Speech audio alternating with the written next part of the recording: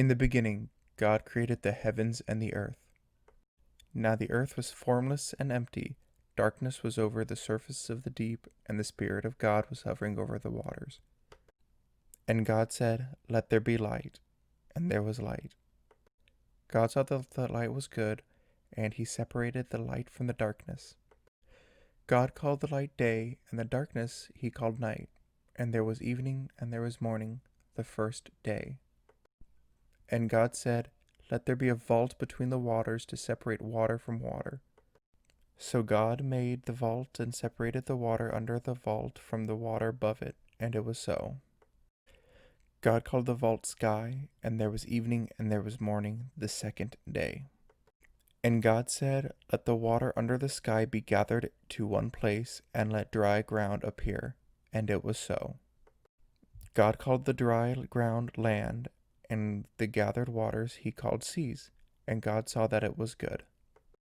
Then God said, "Let the land produce vegetation, seed-bearing plants and trees on the land that bear fruit with seeds in it according to their various kinds." And it was so. The land produced vegetation, plants bearing seed according to their kinds, and trees bearing fruit with seed in it according to their kinds. And God saw that it was good. And there was evening and there was morning, the third day.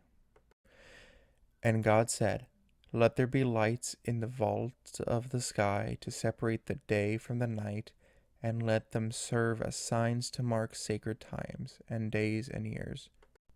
And let them be lights in the vault of the sky to give light on the earth." And it was so. God made two great lights, the greater light to govern the day, and the lesser light to govern the night. He also made the stars. God set them in the vault of the sky to give light on the earth, to govern the day and the night, and to separate the light from the darkness. And God saw that it was good. And there was evening and there was morning, the fourth day. And God said, "Let the water teem with living creatures, and let birds fly above the earth across the vault of the sky."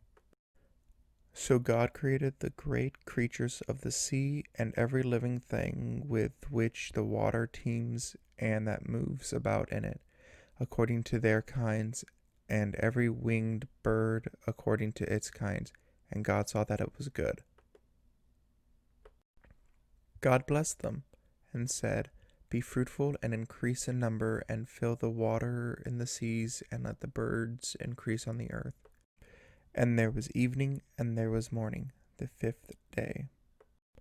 And God said, "Let the land produce living creatures according to their kinds, the livestock, the creatures that move along the ground, and the wild animals, each according to its kind." And it was so. God made the wild animals according to their kinds, the livestock according to their kinds, and the creatures that move along the ground according to their kinds.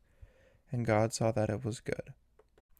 Then God said, "Let us make mankind in our image, in our likeness, so that they may rule over the fish in the sea, and the birds in the sky, over the livestock, and all the wild animals, and over all the creatures that move along the ground." So God created mankind in his own image. In the image of God he created them. Male and female he created them.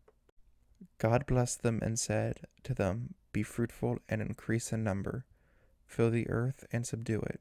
Rule over the fish in the sea and the birds in the sky, and over every living creature that moves on the ground."